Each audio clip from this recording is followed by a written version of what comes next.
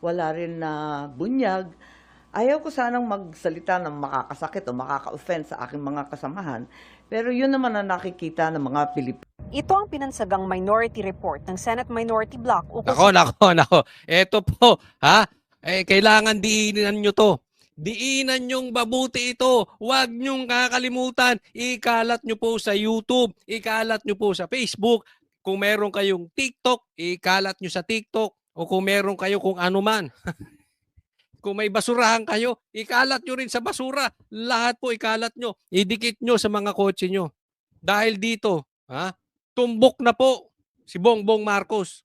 O wala na siyang kawala dito. Lahat po, ha?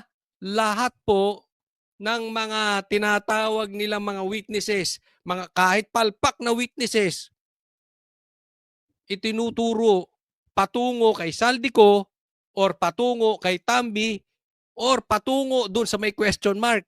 At alam naman natin kung sino tong question mark na ito. Sige nga.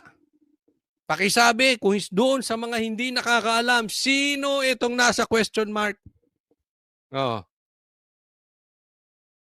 Sige, sige. Ilagay nyo sa comment section. Hindi nyo kilala? Lagay nyo. Sino yung question mark na yan? flood control scandal. Malinaw na nakaturo raw kay dating House Speaker Martin Romualdez ang pananagutan base sa ilang nagsalita sa mga hearing ng Tingnan mo to, ha? Tingnan mo tong loko-lokong Bernardo na ito. Ha? Kung sino-sino ang itinuturo. Pero hindi niya itinuro si Speaker. Dapat bang paniwalaan tong animal na to? 'Di ba? But anyway, itinuro niya si Saldico.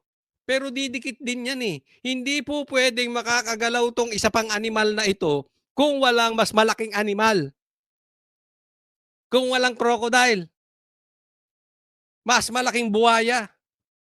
At yung pinakahari ng buhaya yung question mark. Di ba? Hindi ka paniwala. Sa lahat ng mga nagtistigo, ito lang yung walang itinuro eh. Kaya naman, Kaya naman, tong animal na ito ang kinuha. Ito ang binigyan ng hinihingan si Diskaya. Pinapasok sa witness protection program, hindi pinapasok. Ito yung kompleto. Ilalabas lang natin. Tingnan mo na. Sinong ipinasok nila? Yung hindi itinuro si Saldico. Ay hindi tinuro si Tambaluslos. Ang dapat pinapasok dyan, si Diskaya. Yan ang reliable na witness. Nagturo lahat, pati si Gutesa. Although si Gutesa tumanggi talaga. Kaya itong Bernardo na ito, peking witness to. Subukan mo ituro niya si Tambi. Wala na to hindi na to gagawing state witness. Ito po mga kababayan, ito'y maliwanag. Ito'y malawakan. Malawakan po itong pagtatakip doon sa mastermind. Sino pa ba mastermind? Itong si Tambaluslos na ito at saka itong si question mark. Kaya dapat yung mga witnesses na inililigtas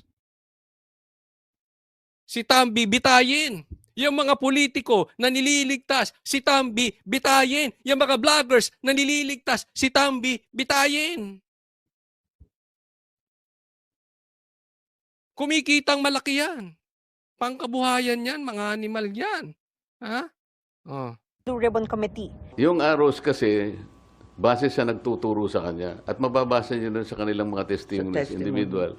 Talagang, for example, Gutesa, tinuro si Saldico and Martin Romualdez. Si Diskaya, nabanggit din ang pangalan ni Martin Romualdez. At yung mga iba, si Alcantara, si Bryce Hernandez, pinagtuturo kung sino-sino at papunta lahat sa direksyon ni Martin Romualdez. Kaya nga, di ba? Bakit si Bernardo? Hindi itinuro. We are watching you. Sinusubukan pa ng GMA Integrated News na makuha ang panig ni Romualdez. Asan ka na, Romualdez? Hindi ka na makapagpakita sa camera kasi baka nangangayayat ka na. Hindi natin alam. May cancer na ito eh. Ay nako, ang laki po ng ang laki po ng epekto sa katawan, pangangatawan ng tao. Kita nyo yung huling nagpakita yan, nangayayat. Oh, hindi na siya mukhang haring crocodile. Base sa 576-page report, ang iba pang nadiin sa mga pagdinig, kabilang sina dating Congressman Zaldico, dating Senador Bong Revilla, Senador Joel Villanueva, dating... Teka muna, mainto tayo dyan, dyan muna ha? Alam mo, ito yung sinasabi ko sa inyo. Kaya pinag-initan to si Bong Revilla eh. Isipin mo, wala si Tambi, wala si question mark. Pinag-initan lang to si Bong Revilla. Tapos yung nagturo sa kanya, hindi pa reliable witness. At isusunod niya nila dyan, si Villanueva. Anong dahilan? Pamatay sunog. Pamatay masamang balita. Villanueva, dating DPWH Secretary Manny Bonoan at 17 kongresista ay maaari nilang kasuhan kung mapatunayang nagkasala sila. No, isa pa yan, kongresista. Bakit wala yung mga kongresista? Yung kongresista nando doon, ba't ito balita? Yung mga kongresista, meron bang napakulong, meron bang pinatawag? Wala raw sapat na ebidensya para kasuhan sina Senador Chis Escudero, Jinggoy Estrada at dating senador at ngayon Makati City Mayor Nancy Binay. Ito buti kasi buti nakaligtas itong mga to dahil alam naman natin pag kinapos sila sa diversion, baka madamay na rin itong mga ito. Siyempre, normally talaga mas malaking balita, mas pantakip. 'Di ba? Kaya nga una si Atong Ang inano din eh, 'di ba? Siyempre, obviously, mas sikat ang senador. Kaya hindi nila pinapansin yung mga congressman eh.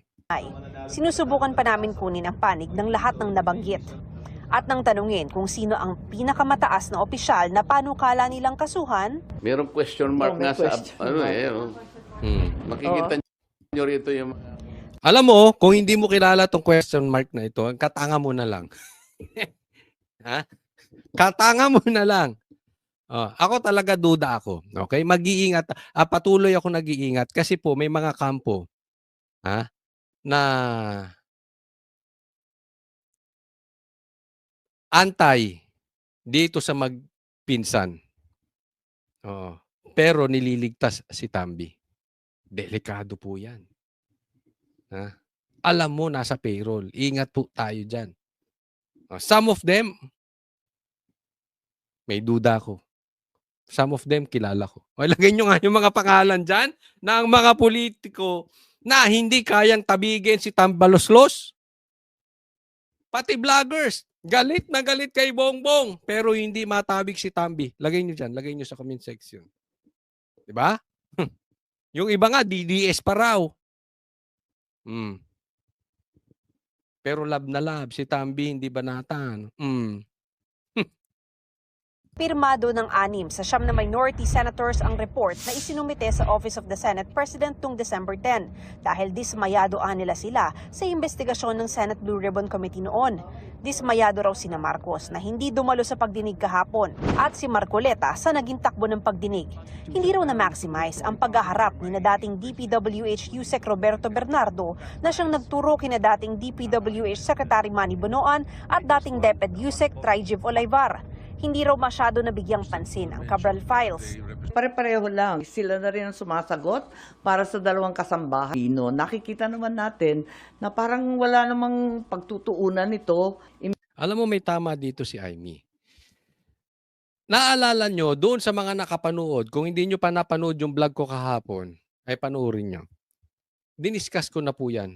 Ako, sinasabi ko, wala pa tong minority report na ginawa nila Marcoleta, nila Amy, at saka nung mga ibang hindi kayang pilipitin ng leeg itong si Tambaluslos, sinabi ko kahapon, walang kwenta. Walang kwenta yung ginawa nila dyan sa Pinky Ribbon investigation. Bakit? Napalayo tayo sa mastermind eh. Yun yung paulit-ulit kong pinupunto. Anong klaseng investigasyon kung lalayo tayo sa mastermind? Kaya tayo mga Pilipino, wag tayo magpapaloko. Maglalabas at maglalabas sila ng mga malalaking balita. At magkukulong sila at magkukulong ng malalaking tao para hindi matunton, hindi makulong yung totoong mastermind. At alam na natin yung dalawa. Yan na nga itinuturo na si Romualdez at saka si question mark. Sinabi ko na po yan kahapon. Ngayon, lumabas itong minority report. Pati sila dismayado sa ginawa nitong sila Pinky. Sabi ko, bakit paikot-ikot tayo? Bakit sagot ng sagot si Pinky? Mamaya ipapakita ko Sagot ng sagot si Pinky. Hindi naman siya tinatanong. Kabaklaan talaga ng mama na yan. Ay di ba? At saka bakit sabi ko, papunta na ron, papunta na tayo doon, bigla yung pinuputol. Anak ng teting to mga to. Wala talaga. Imbes na yung mga may kasalanan ay ang matakot, ang mga nag-iingay pa ang sinisindak. Parang baliktad na eh. Sinabi ng DPWH, this is a public document. So sabi ko, how do you validate that? How do you authenticate that? Alam niyo sinabi niya? Tinuro ang ombudsman. Turuan na eh. Kaya binanggit ko rin yung kahapon. Turo kayo ng turo. Meron kayong iniimbestigahan dito. Bakit hindi nyo i-validate? Yan yung sinasabi Tugma ba yung files ni Leviste tsaka yung files ng itong DPWH? Itutugma lang naman. Ang daling kasabihin niya. Lahat. Pasa kay ombudsman. Pasa kay ombudsman. Pasa. Alam naman natin niya si ombudsman. Aram naman din natin ang karakas niyan. But anyway, di ba? Wag na kayo mag-blue ribbon. Ako sa akin lang, tigil-tigilan nyo na investigasyon kung lahat ipapasa nyo sa ombudsman. Ngayon pa lang ipasa na natin lahat sa ombudsman. Gusto nyo pati asawa nyo ipasa nyo na sa ombudsman, mga animal. Pasa kayo ng pasa, turo kayo ng turo. Parang gusto nyo gawing tagapagligtas. Itong si Boying. Hindi ba? Hindi naman kailangan nun. Meron kayong separate responsibilities. Anong purpose nito? Di ba? Ngayon lang tayo. Kailan ba nauso lahat ng iimbestigahan pasa sa ombudsman? Pasa sa ombudsman. Kahit sa Senate hearing. Di anong purpose nyo? Kung ako iimbestigahan nyo, sasabihin ko sa inyo, pasa nyo na lang sa ombudsman, mga animal kayo. Imbitahin ako sa hearing na yan? Sabihin ko, pasa nyo sa ombudsman. Pati asawa, pasa nyo na rin. Lalo ko sakit sa ulo. Hindi, wag nyo papasa yung mga asawa nyo Delikado yung mga girlfriends, boyfriends pwede. wag. Delikado yan sa ombudsman. Nakaw! Hindi naman mandate ng ombudsman silang kinakailangan daw ma-forensic. The law does not require a forensic. Ikumpara mo lang. It can be considered, it will be equivalent to the best evidence rule. Sabi ni Senate President Tito Soto, pinadala nila sa Blue Ribbon Committee ang report dahil hindi naman talaga ito dapat sa opisina niya pinadala. It has been submitted to my office, then it's unofficial. Kasi dapat magsasubmit ang minority report, pagkatapos ng committee report, isasubmit yun doon sa Bills and Index, hindi sa akin. Pagkatapos, yung committee report, iba naman to sa minority. Pinag-uusapan nila dito yung files. No, magkaiba sila magkaiba sila ng opinion. Ano ba, tatagal na nilang veterano, di ba? Ang tatagal na nilang legislator, Bakit sa Senate President's Office ipapadala? Pang media, ano silbi nun Even a majority report kahit anong Blue Ribbon Committee report yan, unless tinake up sa plenary, ay wala yan. It's simply a piece of paper. O yan. So sa makatwid, pasa na lang lahat. Yan yung sinasabi ko, pasa na lang natin sa ombudsman. Oh. Gagalit. Siya pa nagsasabing pang media. Allergic kayo? Yan yung sinasabi ko eh. At yan din yung sinabi ni Libiste. Allergic. Yung mga animal na talagang magkaroon ng Ghost Projects investigation. Kaya putol-putol eh. Ano, magpapahinga na naman kayo ng 1 buwan. Tapos ombudsman na. Ay, sus. Sagot naman ni Soto sa pagkadismaya ng ilang minority senators sa pagdinig kahapon, Kanya-kanyang opinion eh. You are entitled to your own opinion. Opinion ng iba, okay lang sapagkat nabuksan. Okay, di ba? Ngayon, merong mga mga nabitawan na pwedeng i-follow up in the next hearing. Kulang na oras eh. Umattend sila sa susunod para yung mga kulang, mapunoan nila. Ayun, nako, nagalit na. Meron na naman binanatan. Ha? Ikaw naman kasi, Aimee, mag-attend ka rin. Oo. Di ba? Para madali kang ipagtanggol. Kasi, syempre, butasan yan eh. Ganyan talaga pag kami mali, bubutasan ka niyan. Hindi na yan pupunta doon sa, di ba, anong pinaka-question dito? Bakit napalayo tayo? Anong klaseng hearing yan? Bakit tayo napalayo? Kay Tambaluslos. O anong sagot niya? Umattend ka kasi. So, butasan. Kaya Aimee, pumasok ka. Ngayon, pag hindi ka pinagsalita, pag hindi ka rin makapagtanong, hindi ka pinayagan ng kung ano-ano, ay di sa kabakbakan natin sa media, bakbakan mo. At least meron tayong bala. Di ba? Kasi gagamitin nga. O, sabi, kulang na kulang sa oras. Nagalit na si Tito Soto. Kulang na kulang sa oras. Halatang halata ka naman, Tito Soto. Kulang na kulang sa oras. Kaya sa iba, Blue Ribbon, sa susunod na Blue Ribbon hearing, pag-uusapan yung mga hindi natalakay. Diyan na nga naghanap-harap na sila Bonoan, sila Bernardo. Dapat ginisan nyo na. Kasi pag ginisa mo yan si Bernardo, pupunta yan sa mastermind. Ang problema, nagamit yan si Bernardo para iligaw. Pambihira kayo. Obvious na obvious eh. Hindi lang yan, pati nga yung mga kasambahay di umano. Hindi na busisi ng maayos. Tapos sasabihin nyo sa next hearing. Pustahan tayo next hearing, lalo tayong malayo dun sa mastermind. Lalo na yung state witness, hindi nyo hahayaang mapabusisi din. Bakit? Magkakabuhol-buhol eh, masasabi niya ng totoo. At alam naman natin yung totoo, pinoprotektahan nyo, di umano. Next topic po tayo. Ito, pag-usapan din natin, may connection po ito. Ituloy po natin ang usapin doon sa itong minority report. At malawak po kasi ito eh. Marami silang kina-question, nakapalpakan itong pinky ribbon. So pag-usapan po natin yan. Ang mabigat na puntong binanggit sa pagdinig ay ang 30 Tamarind Street, ang umano'y drop-off point ng 1 bilyong piso. Ayan, okay? Nakikita nyo, ibang-iba yung ebidensyang pinapakita ni Saldico kumpara kay Bernardo. Si Bernardo, puro dakdak lang. Puro dakdak. Ito may ebidensya. At nilalapag doon sa bahay sa Forbes Park. Kina-question, bakit hindi natin pinag-usapan? Alam nyo kung bakit? Sige, pag-usapan natin. Ngayon natin pag-usapan. Itong binanggit sa testimonya ni Zaldico na ayon umano sa kanya ay personal na itinuro ni Martin Romualdez.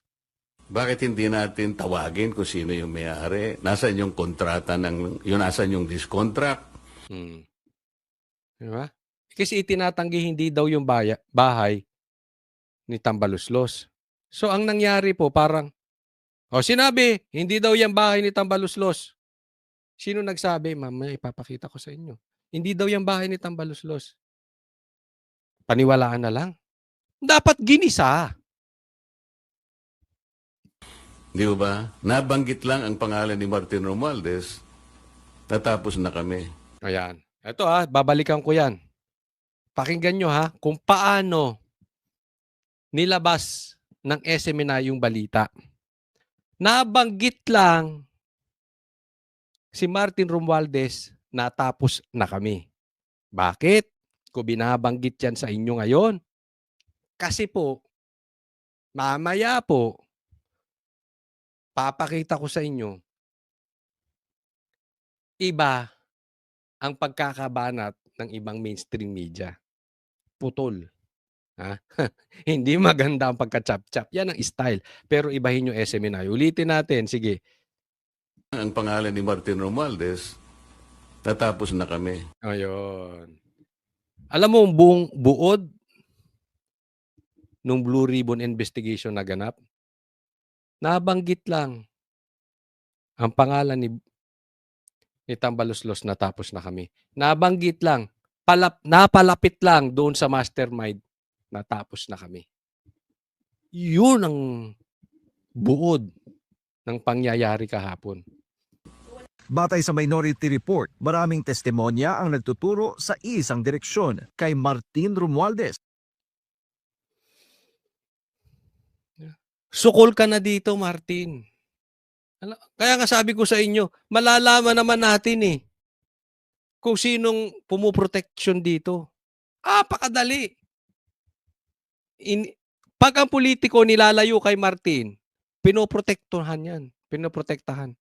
Pag ang vlogger nilalayo kay Martin, pinoprotektahan yan.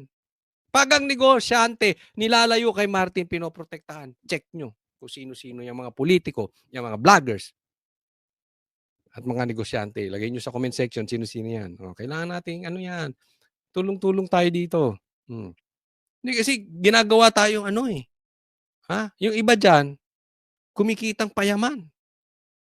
Anong sabi sa amin? Di umano sabi sa amin. Ang laki po ng kinikita niya mga yang animal na yan kay Romualdez. Papayag ba kayo? Sige pa rin na suportan nyo sa mga vloggers na kumikita lang kay Martin? Ito, di ko alam kung ito'y may katotohanan, pero ang balita sa amin, 1M pa ang bigayan. Animal. Amant. Coach Oli, naiinggit ka? Hindi po. Hindi po. Inoperan din kami niyan.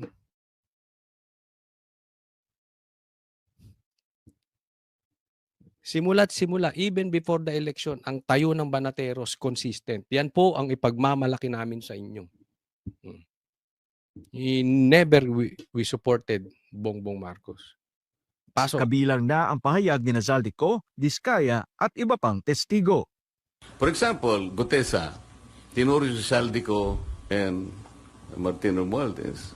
Si Diskaya, nabanggit din ang pangalan ni Martin Romualdez. At yung mga iba, si Alcantara, si Bryce Hernandez, pinagtuturo kung sino-sino at papunta lahat sa direksyon ni Martin Romualdez. Gayunman ikinadismaya rin ng mga senador na hindi pa rin umano na ipapatawag Ay, ba't dumilim ako? si Romualdez sa kabila ng mga rekomendasyon ng ICI at DOJ noong mga nagdaang buwan. So, 2 buwan nang nakaraan, ICI at DOJ, sabi, kasuhan na si Martin at si Saldi. Ang Saldi ko, kinasuhan, pero si Speaker Martin Romualdez, wala pa rin. Diba? 2 buwan na, kakasuhan ng ICI, kakasuhan ng DOJ. Kakasuhan daw si Saldi ko at si Martin. Sino kinasuhan? Animal. Si Bong Revilla. Tapos si Saldi ko. Si Tambi. Ligtas. Kaya sinasabi ko sa inyo ibang kalokohan itong mga animal na to. Ang kinasuhan sa halip kay Speaker Romualdez sa rekomendasyon ng ICI at DOJ ay si dating Senador Bong Revilla na naserban na ng warrant of arrest, si Senator Joel, si Senator Jinggoy. Nanindigan naman si Senator Marcoleta Diba? Napunta sila sa senador. Villanueva, si Jinggoy din. Si Bong may warrant na. Bong Revilla. Papayag ba tayo sa katarantaduhang ginagawa nitong mga to? Niloko na tayo sa flood control. Niloko tayo sa ghost projects. Pati ba naman ngayon sa investigasyon, lolokohin pa rin tayo? Kaya naiinis ako dun sa mga pumoprotekta eh. Ini-expose natin. Tulungan tayo. Expose natin yung mga vloggers na pumoprotekta kay Tambi. I-expose natin yung mga politikong pumoprotekta kay Tambi. Lantarang panluloko po yan. Na handa siyang harapin si Romualdez sakaling ipatawag ito ng Blue Ribbon Committee. I really relish the opportunity that he will be invited by the Blue Ribbon Committee. Yan. Alam mo, no choice eh. No choice. Alam ko, mag-iingay tayo. Ako naniniwala. Sooner or later, they have no choice kung hindi ipatawag yan si Martin Romualdez. Gagalaw yan. Kailangan gumalaw ni Bongbong Marcos. Dahil madidiin si Bongbong Marcos eh. Sa takipan. Kailangan talagang ipatawag sa Blue Ribbon yan. Dapat nang gumalaw. Dapat mapatawag na yan. I'm sure.